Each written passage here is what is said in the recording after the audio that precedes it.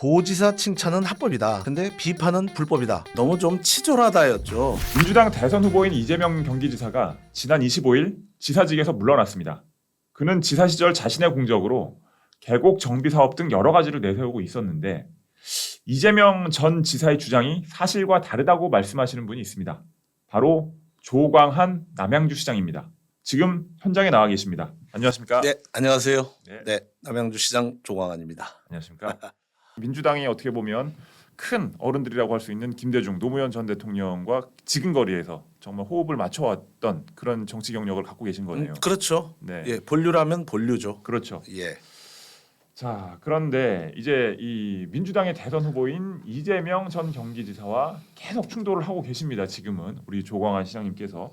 근데 이 참 사람들이 많이 놀란 게 이 시장님께서 그 지상파 TV에서 추석 특집으로 이 대선 주자들을 초청을 해가지고 예능 프로에서 예. 방송을 한 부분에 대해서 이 방송 금지 가처분 신청을 내신 적이 있었잖아요. 예. 그때 왜 그런 이제 조치를 취하시게 된 건지 좀 궁금합니다. 예. 우선 그 사실을 좀 명확하게 알고 계시면 좋을 것 네. 같아요. 우선 첫째는 전체에 대한 방송금지 가처분 신청이라기보다는 아, 계곡 정비에 관련된 부분이 사실이 아니다. 네, 그러니까 그 사실을 바로 잡아야 된다. 네, 네. 근데 사실이 잘못됐다 하더라도 그냥 덮고 넘어갈 수도 있는 거죠. 예, 그런데 일련의 과정 속에서 중대한 범죄 행위가 있었고 네, 그리고 또 그 굉장한 사실의 왜곡이 있었다 예. 하는 것이죠. 뭐 어쨌든 네, 계곡과 하천 정비는 네, 제가 시장 취임한 후에 그 바로 착수에 들어가서 네, 2019년에 환경부 물환경 대상을 제가 받습니다. 네, 네, 또 작년인 2020년에는 더불어민주당 우리 저 이낙연 대표 그 당시에는 네. 이낙연 대표님의 최우수 정책 1급 포상을 받았어요. 오, 예, 예, 예. 그리고 금년에 얼마 전에는 요거와 관련해서 지방자치 경영 대전의 대상 네. 대통령 표창을 받았어요. 네. 그러면은 계곡과 하천 정비는 이거는 이재명 전 지사의 치적이 아니라 조광한 브랜드인 거네요, 일종의. 조광한 브랜드라기보다는 우리 남양주시 공직자들의 브랜드라고 얘기해야 그러네요. 맞죠. 네, 네. 이것을 이제 이재명 후보가 경기지사 시절 그리고 후보가 된 다음에도 본인의 치적인 것처럼 이제 이 홍보를 하고 알리고 다니는 부분이 부당하다라고 주장을 하고 계십니다. 부당하다기보다는 네, 너무 좀 치졸하다였죠. 네, 부당하다는 아니에요. 왜냐하면 이제 저에 대해서 그 반감 내지 반론을 제기하는 분들이 그렇게 얘기를 하는데 누가 먼저 한 게 중요하냐. 네, 저도 중요하지 않다고 생각합니다. 네. 그런데 그 과정에서 쭉 진행하는 과정 속에서의 그 최소한의 네, 도덕적 기준과 양심은 있어야 된다는 거죠. 네. 그러니까 되게 이제 치졸한 거예요. 가장 대표적인 게 뭐냐면은 예, 경기도가 이제 그 매체 영향력이 세잖아요. 그렇죠. 쉽게 얘기하면 뭐 홍보비를 앞세워서 홍보도 엄청 많이 하고 네, 언론 플레이를 네. 한다고 그러잖아요. 네. 한 200여 회에 걸쳐서 보도를 했을 거예요. 이게. 예, 네. 그러니까 이제 우리 직원들이 속상하잖아요. 아, 남양주에서 그 네, 우리가 최초로 아이디어를 했는데 내고 실행을 했던 이제 그렇죠. 직원들이 뭐 예. 시장님도 시장님이지만 예. 그 직원들이 이제 거기다 댓글을 좀 달았어요. 네, 그 기사에 예, 예, 그 기사에 댓글을 달았더니 그 댓글 단 사실을 가지고 직원들을 징계하겠다고 감사를 나온 거예요. 아, 그러니까 이 계곡 정비 사업 관련해서 이 남양주가 먼저 시도를 했고 그 다음에 큰 성과를 보였다. 뭐 이런 취지의 댓글들이었겠네요. 그러면. 그렇죠. 네. 남양주가 최초인데 네, 왜 그렇게 저 억지를 부리느냐 뭐 이런 예. 등 이제 이 일종의 투덜투덜이고 푸념이죠. 네, 뭐 예. 그럴 수 있는 일인 것 예, 같은데 그럴 수 제가 있는 보기에는. 일이잖아요. 여기에 중대한 문제가 있는데 네, 이게 위법이에요. 왜냐하면 네이버 아이디만으로는 개인 특정이 불가해요. 네, 그런데 4명의 직원을 특정해 가지고 왔어요. 아. 사찰입니다. 그게 이제 그렇다면은 이 감사 과정에서 뭔가 불법적인 행위가 있었다라고 지금 주장을 하고 계시는 거군요. 그렇죠. 이건 명백한 저기 그 불법 행위예요. 네. 왜냐하면은 그 이 직원들의 아이디 직원들 불러가지고요. 네. 4명을 특정해가지고 왔어요. 네, 네. 그러니까 그것 자체만으로도 사찰이에요. 아니 언론에 댓글 달았다고 해서 그거를 감사할 수 그 있나요? 댓글을 다신 분들이 본인들이 남양주 시청에서 근무한다라는 말씀을 안 적으셨는데 그게 그렇죠. 예. 아. 그러니까 조사해서 온 거죠. 그게. 그냥 그러니까 본인의 신분이 드러나지 않은 상황에서 이것은 남양주시에서 먼저 시작을 한 것이다 이런 취지의 글을 달았는데 네. 이 사람들이 특정이 돼가지고 경기도에서 조사를 받게 되는 상황이라는 말씀이시군요. 그렇죠. 네. 정보통신법 위반이에요. 네. 그리고 감사 사안이 아니에요. 예. 우선 네. 네. 왜냐하면 이제 나중에 또 다시 말씀드리겠지만 감사 사안은 경기도가 남양주를 감사할 수 있는 사안은 위임 사무에 대해서만 감사할 수 있어요. 네. 자치 사무에 대해서는 감사할 수 없어요. 네. 근데 댓글 단 거는 사무도 아니에요. 사무가 아니죠. 그것은. 그렇죠. 네. 그것이 만약에 허위사실 유포나 명예훼손의 소지가 있다면은 감사를 해서는 안 되고 수사 의뢰를 해야 되는 거예요. 고발장을 그렇죠. 내서. 네. 그런데 경기도 감사관실에서 와가지고 네. 직원 4명을 특정을 했어요. 예. 와가지고 이제 조사를 하는 거예요. 네. 이제 그 조사의 내용도 기가 막혀요. 댓글을 단 시점이 이재명 지사가 대선 후보 지지율 1위 시점과 비슷한데 정치적인 비방을 목적한 건 아니냐. 상식적으로 납득이 가겠어요? 그건 또 좀, 보세요. 네.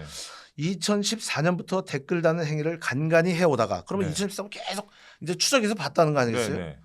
2020년 6월 30일 경 본격적으로 댓글을 달기 시작했는데 그때가 이재명 도지사 지지율이 1위로 바뀌었을 때였는데 알고 있느냐. 네. 이게 경기도 감사관의 발언 내용이에요.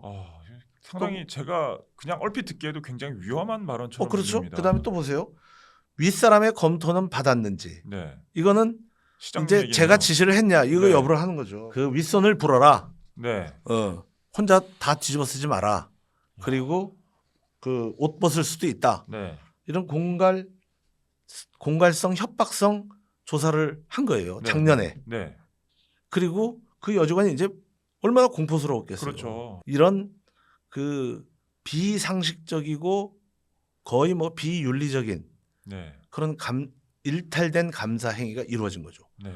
두 가지.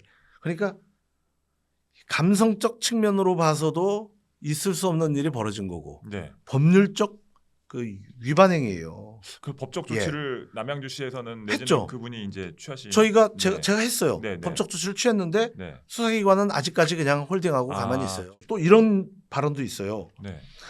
도지사 칭찬은 합법이다. 네. 근데 비판은 불법이다. 감사관이 한 표현이에요. 경기도 그렇게 말을 감사관이. 했다고요? 예. 아니 비판은 불법이라는 얘기를 했다는 말입니까? 그럼요. 그래서 이런 발언도 했어요. 경기도 감사관이 네. 다른 직원들에게 조사 내용을 말할 경우 혼자서 다 뒤집어 쓸 수 있다며 네. 이런 협박성 발언도 했어요. 기본적으로 본질적으로는 이 계곡 정비 사업의 이제 일종의 저작권 누가 이제 먼저 이걸 시작을 한 것이냐 이 부분이지만 그렇지만 시장님이 이 부분 관련해서는 너그럽게 넘어가려고 했는데 그렇죠. 그런데 이 경기도에서 사실 납득할 수 없는 방식의 이 감사 댓글 네. 몇 개 달았다고 그것이 진행이 되면서 시장님께서는 공개적으로 대응을 하지 않을 수 없었다 이런 말씀이신 그렇죠. 거네요. 그렇죠. 그래서 이제 뭐 이래저래 이제 뭐 그 제가 계속 저희 이제 핍박을 받았죠. 네. 그다음에 조금 감정적으로 표현하면 거의 짓밟혔다고 봐야겠죠. 네. 여기서 잠깐 근데 이 계곡 정비 사업의 요체 요걸 좀 약간 설명해 주시면 좋을 것 같아요. 무엇이 네. 계곡 정비 사업의 핵심이냐? 저는 이제 그 단체장 취임 전부터 네. 우리나라 계곡과 하천이 참 아름답고 국민들이 그렇죠. 편안하게 즐길 수 있어야 가까운 곳에 되는데 있고. 네. 보니까 대부분 전국 어디를 가봐도 주로 닭도리탕 집이나 닭백숙집이 네. 다 차지하고 있고 많죠. 거기 그 영업하시는 분들이 마치 본인들의 재산인 것처럼 너무너무 당당하시더라는 거죠. 네. 미안한 생각도 좀 덜 하신 것 같고. 네. 그래서 이것은 정말 대표적인 비정상 사례이기 때문에 네. 정상으로 돌려야 된다. 네. 이걸 제가 1년간에 걸쳐서 해요. 2018년부터 2019년까지. 네.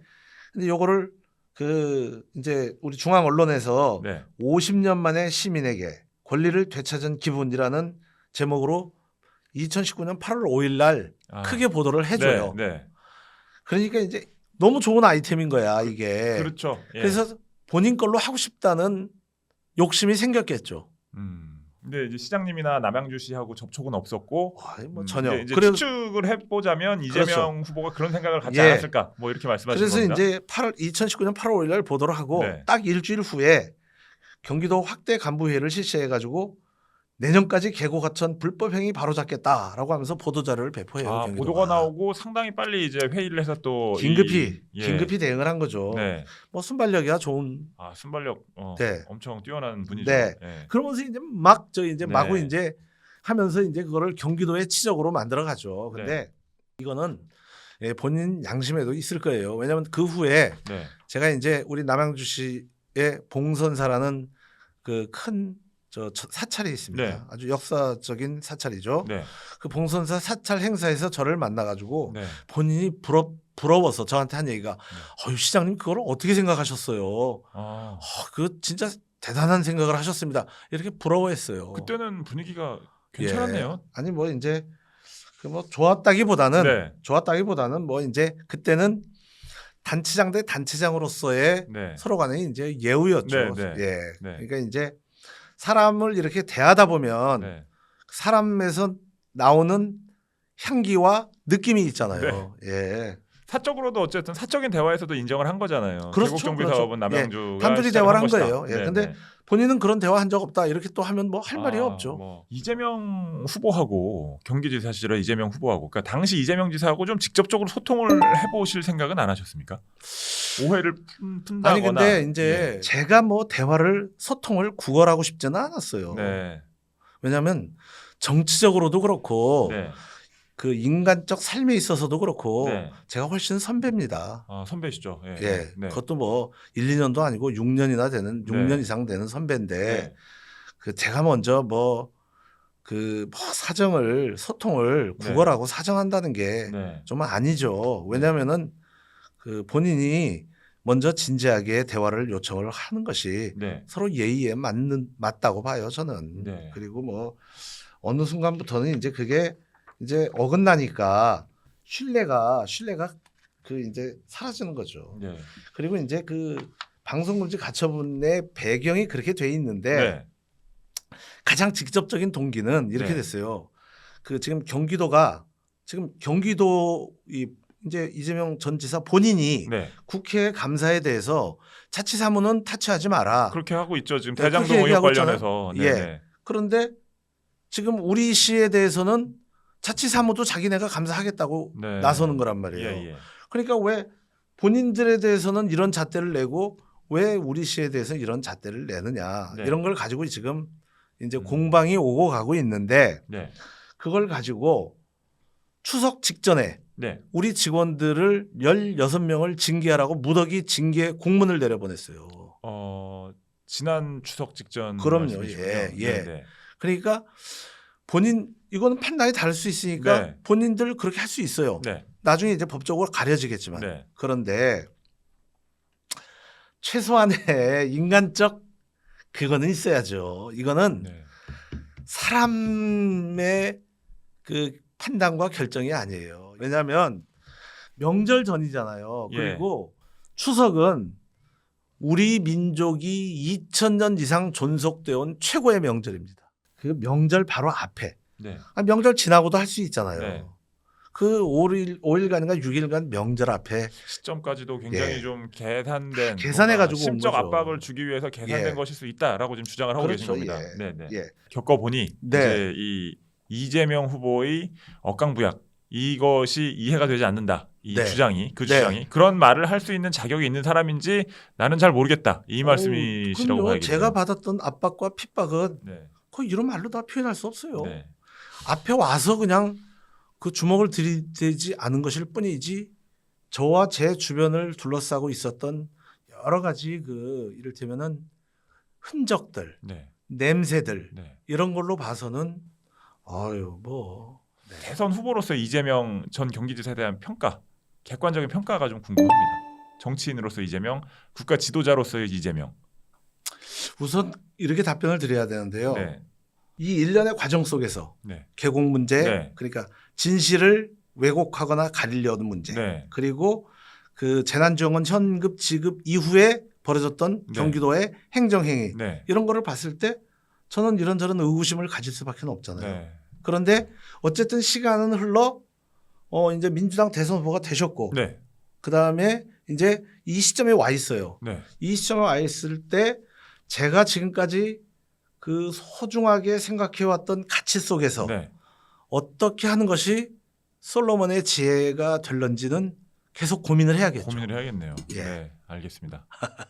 예, 오늘은 집권당 대선 후보인 이재명 전 경기지사와 그간 갈등을 빚으면서도 본인의 고집을 꺾지 않으셨던 남양주 조광한 시장님을 만나서 이야기를 들어봤습니다. 앞으로 조 시장님의 행보 잘 지켜보도록 하겠습니다.